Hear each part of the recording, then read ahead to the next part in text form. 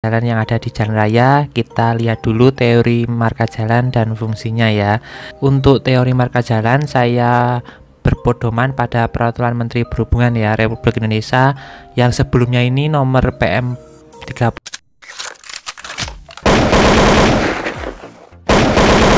Assalamualaikum warahmatullahi wabarakatuh. Kembali lagi bersama channelnya Ren Aprehom. Dan mudah-mudahan kalian semua disehatkan dan dipanjangkan umurnya. Yang sedang beraktivitas, selamat beraktivitas. Dan yang sedang istirahat, ngopi sambil nuduk. Oke, lanjutin aja dan sambil menyimak reaksi dari video saya ini. Dan terima kasih kepada para subscribe yang sudah mendukung channel ini sampai mencapai hampir 20.000. Ya, terima kasih. Oke.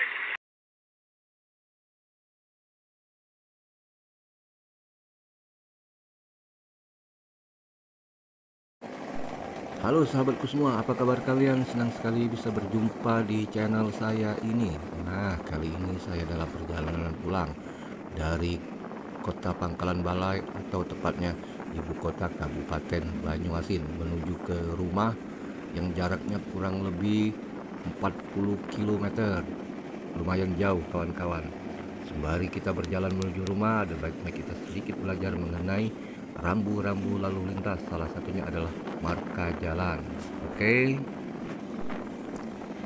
Jadi marka jalan adalah suatu tanda yang berada di permukaan jalan atau di atas permukaan jalan yang meliputi peralatan atau tanda yang membentuk garis membujur, garis melintang, garis serong, serta lambang lainnya yang berfungsi untuk mengarahkan arus lalu lintas dan membatasi daerah kepentingan lalu lintas.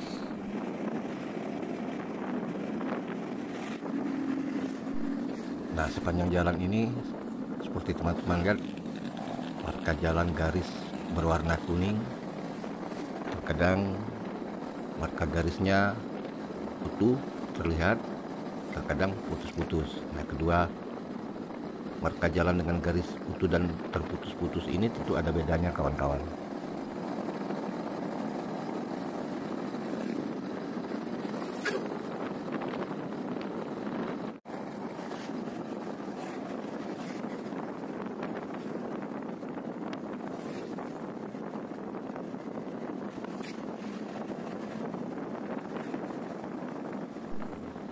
Nah, untuk garis utuh ini sobat tidak boleh melewati marka ini, risikonya sangat berbahaya sekali. Seperti ini ya. Kita tidak boleh mendahului kendaraan lain ketika kita melihat garis utuh.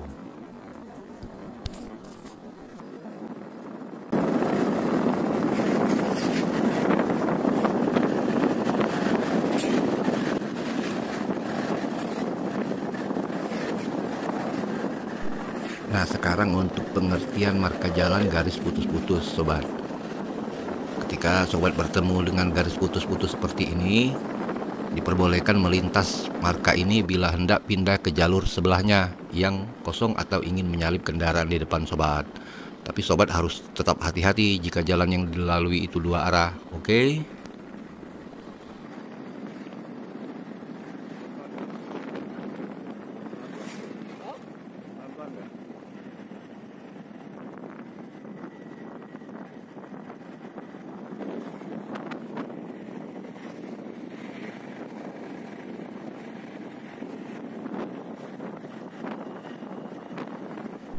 Nah sobat, setelah kita sedikit berbagi cerita mengenai marka jalan garis kuning, baik membujur maupun putus-putus, sekarang kita akan beralih ke marka jalan garis putih. Oke sahabat. Nah, ini garis putih putus-putus. Saya sedang berada di Jalan Kolonel Haji Burlian, kilometer 10 Palembang. Sobat, garis putih putus-putus ini mengizinkan kita untuk berubah jalur atau mendahului kendaraan lain dengan tetap mempertimbangkan kondisi lalu lintas. Jangan sampai kita ingin berubah jalur justru kita tersempet dari belakang. Oke sahabat, mungkin bermanfaat ya. Mari kita tertib berlalu lintas karena untuk keselamatan diri sendiri juga pengguna jalan lainnya. Mari kita saling menghargai sesama pengguna jalan. Sampai jumpa di video saya berikutnya. Jangan lupa tekan subscribe dan komen. Assalamualaikum warahmatullahi wabarakatuh. Halo teman-teman, selamat datang lagi di channel saya. Pada video kali ini saya akan membahas mengenai marka jalan, pengertian dan fungsinya ya.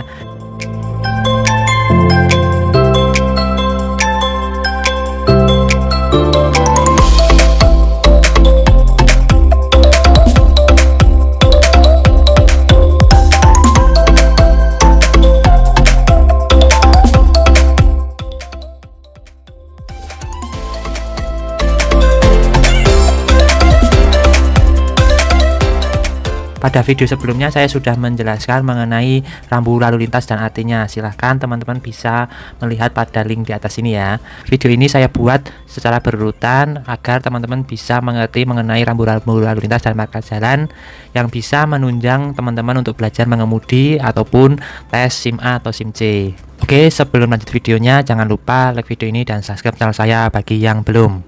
Oke teman-teman, sebelum saya menjelaskan marka jalan yang ada di jalan raya, kita lihat dulu teori marka jalan dan fungsinya ya. Untuk teori marka jalan saya berpedoman pada Peraturan Menteri Perhubungan ya Republik Indonesia yang sebelumnya ini nomor PM 34 tahun 2014 tentang marka jalan. Setelah itu ada penambahan ya dengan Peraturan Menteri Perhubungan Republik Indonesia nomor PM 67 tahun 2018. Saya berpedoman pada peraturan ini. Oke, yang pertama adalah marka jalan. Pengertiannya yaitu suatu tanda yang berada di permukaan jalan atau di atas permukaan jalan yang meliputi peralatan atau tanda yang membentuk garis membujur, garis melintang, garis serong, serta lambang yang berfungsi untuk mengarahkan lalu lintas dan membatasi daerah kepentingan lalu lintas. Ini adalah pengertian dari marka jalan. Selanjutnya ada marka jalan membujur. Ya ini di sini ada gambarnya teman-teman. Marka jalan membujur merupakan garis utuh atau putus-putus atau ganda yang berfungsi sebagai pengarah lalu lintas, kemudian pembatas dan pembagi lajur dan larangan bagi kendaraan untuk melintas garis tersebut. Ini ya, membujur seperti ini. Ada yang garis lurus, kemudian ada garis putus-putus, ada garis double seperti ini. Nah, ini adalah garis marka membujur. Oke teman-teman, ini saya contohkan pada jalan raya ya. Ini untuk yang bagian tengah, ini ada garis putus-putus. Ini pengendara diperbolehkan berpindah jalur atau mendahului kendaraan lain, namun tetap mempertimbangkan kondisi lalu lintas. Intinya boleh mendahului. Kemudian pada bagian samping ini ada garis lurus ya teman-teman, marka lurus. Marka lurus ini intinya pengendara tidak boleh berpindah jalur atau mendahului kendaraan lain. Kemudian ada dua garis utuh ya teman-teman. Ini pengendara tidak boleh melewati garis untuk mendahului pengendara lain. Dua garis utuh. Selanjutnya ada garis putus dan utuh. Artinya pengendara yang berada di sisi garis putus-putus boleh berpindah jalur atau mendahului. Kemudian sebaliknya pengendara di sisi garis utuh tidak boleh berpindah jalur atau mendahului, tidak boleh ya. Kemudian di sini ada marka jalan yang berwarna putih dan oranye ya teman-teman. Bedanya apa? Kalau yang kuning ini adalah jalan nasional, jalan miliknya nasional ya. Namun jika teman-teman melihat marka jalan yang berwarna putih, itu adalah jalan milik provinsi ataupun kabupaten. Kemudian adalah marka melintang. Seperti ini ya, melintang ini seperti ini. Melintang. Nah, ada dua ya, berupa garis utuh yang menyatakan tanda batas berhenti kendaraan terhadap rambu apil, APILL, tempat penyeberangan, contohnya stop lamp di persimpangan dan zebra cross. Ini stop lamp, kemudian di sini ada zebra cross. Salah satu marka melintang yaitu zebra cross ya, tempat penyerbangan. Biasanya letaknya ada di lampu lalu lintas ya teman-teman. Kemudian untuk stop lamp-nya ini adalah garis sebelum zebra cross. Ini adalah garis pemberhentian ya, batas jarak teman-teman untuk berhenti. Jadi untuk pemberhentian di lampu lalu lintas tepat di belakangnya garis stop line ini, jangan sampai menyeberang ataupun sampai ke zebra cross. Kemudian ada marka berupa garis putus-putus sebagai batas yang tidak dapat dilampaui kendaraan sewaktu memberi kesempatan pada kendaraan yang mendapatkan hak utama pada persimpangan tersebut. Ini ya, biasanya seperti ini. Oke, selanjutnya ada marka serong. Nih, marka serong berupa garis utuh yang tidak termasuk dalam pengertian marka membujur ataupun marka melintang. Digunakan untuk menyatakan suatu daerah permukaan jalan yang bukan merupakan jalur lalu lintas kendaraan. Ya, di sini ya, ini adalah marka serong seperti ini. Untuk marka serong ini saya contohkan di video ini. Ketika teman-teman berada di lajur sebelah kanan, maka teman-teman tidak boleh langsung nyelonong ya ke sebelah kiri. Dan sebaliknya untuk lajur sebelah kiri tidak boleh langsung nyelonong ke jalur sebelah kanan. Marka lambang seperti ini ya, ada tanda panah. Tanda yang mengandung arti tertentu untuk menyatakan peringatan, perintah, dan larangan, untuk melengkapi atau menegaskan maksud yang disampaikan oleh rambu lalu lintas. Marka lambang berupa panah, gambar, segitiga, ataupun tulisan. Ini ya teman-teman, kalau seperti ini bisa lurus seperti ini, kalau ada seperti ini bisa belok kanan, ataupun yang seperti ini hanya belok kanan. Yellow box junction ini biasanya ada kotaan berwarna kuning, ada crossnya ya di tengah.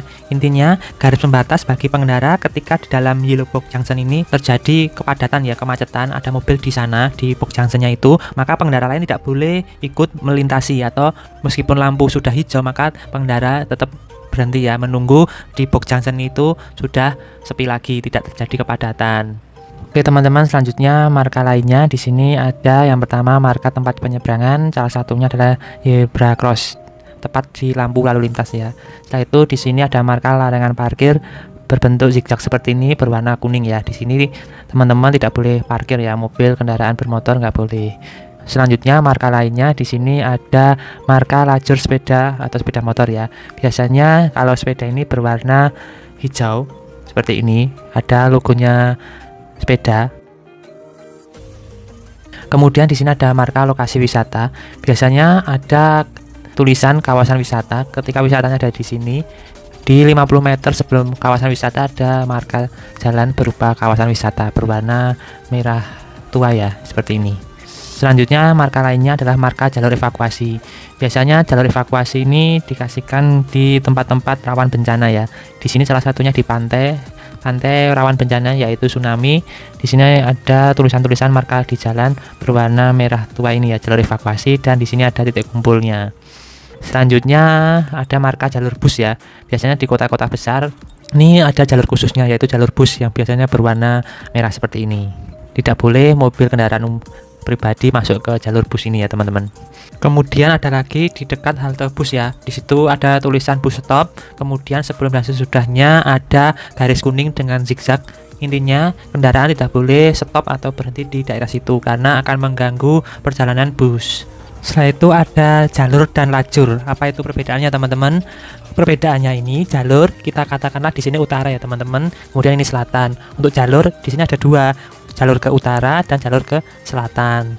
Namun untuk jalur ke utara ini ada dua lajur, 1 dan 2 lajur kiri dan lajur kanan. Sebaliknya untuk jalur yang arah ke selatan sini terdapat 2 lajur, lajur kiri dan lajur kanan. Total ada 4 lajur di jalan ini ya teman-teman. Intinya jalur mempunyai beberapa lajur. Lajur merupakan bagian dari jalur. Seperti itu. Oke teman-teman, untuk pelanggaran marka jalan, jika teman-teman melanggar aturan dari marka jalan, di sini sudah ada Undang-Undang Nomor 22 Tahun 2019 tentang LLAJ pasal 106 ayat 4 A dan B. Intinya setiap orang yang mengemudikan kendaraan bermotor di jalan wajib mematuhi ketentuan ya, pertama lampu perintah atau lampu larangan dan marka jalan.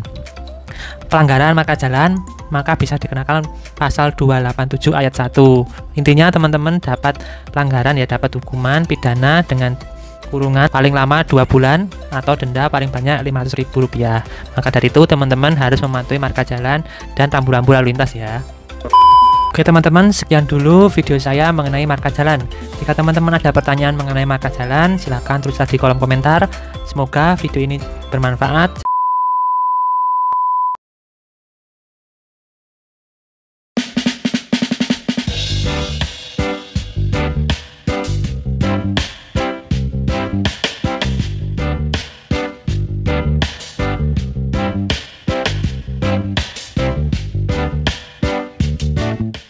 Halo YouTuber dan rekan-rekan pengemudi profesional Indonesia dimanapun Anda berada.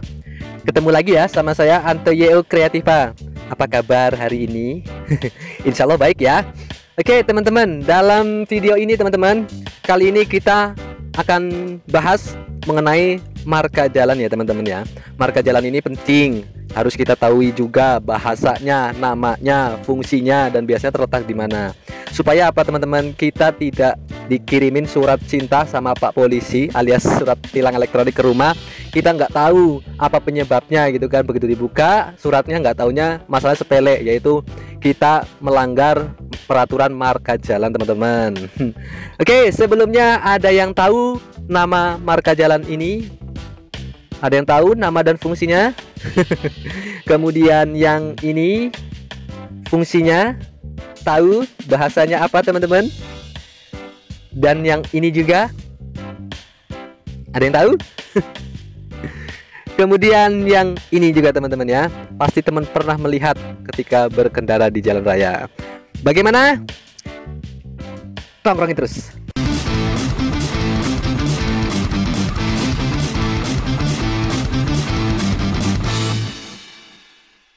Ya teman-teman, untuk mengetahui semua itu teman-teman, kita harus tahu dan paham dulu pengertian dari marka jalan itu apa sih sebenarnya gitu ya.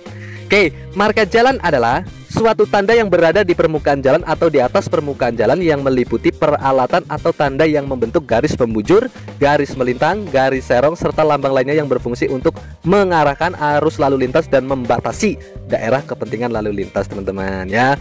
Seperti itu artinya teman-teman. Nah, di foto ini teman-teman terlihat ya teman-teman ya, dari marka jalan ini yang dinamain marka serong atau chevron, yaitu berfungsi untuk menyatakan pemberitahuan awal atau akhir pemisah jalan, pengarah lalu lintas, dan pulau lalu lintas ya teman-teman. Ingat ya teman-teman, dalam menit ini tolong dicatat, diingat-ingat ya maksudnya. Oke, dalam foto ini teman-teman terlihat nih garisnya tidak sama ya teman-teman, lebih panjang yang sebelah kanan layar ya, lebih panjang sebelah kiri itu yang merah lebih pendek. Nah, ini artinya apa sih teman-teman ya? Artinya teman-teman, yang garis lebih panjang ini adalah prioritas teman-teman. Artinya kendaraan yang berasal dari jalur kanan ini harus teman prioritaskan. Nah, seumpama teman ada di sebelah kiri, teman-teman kurangi kecepatan teman-teman, prioritaskan kendaraan yang datang dari kanan ini teman-teman.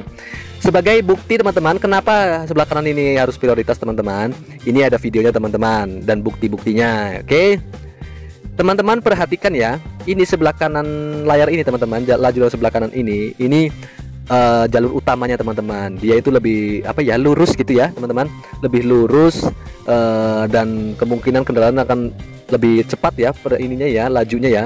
Dan sebelah kiri ini lebih lambat karena memang ini suatu pecahan jalan dan posisinya menikung teman-teman ya. Ini lebih pelan, jadi untuk prioritasnya itu kendaraan yang berasal dari sebelah kanan teman-teman. Sudah tahu teman-teman? Sampai di sini seperti itu penjelasannya teman-teman ya. Nah, teman-teman silakan bisa cek rambu-rambu ini di Jalan Pakubuwono 9 teman-teman ya, dekat apartemen Pakubuwono Residen atau Pakubuwono Signature teman-teman.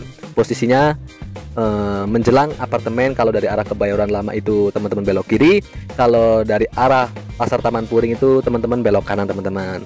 Oke, selanjutnya yaitu ini teman-teman ya, marka jalan ini ada di sebelah kiri jalan biasanya teman-teman, atau di kanan jalan, di tepi jalan biasanya.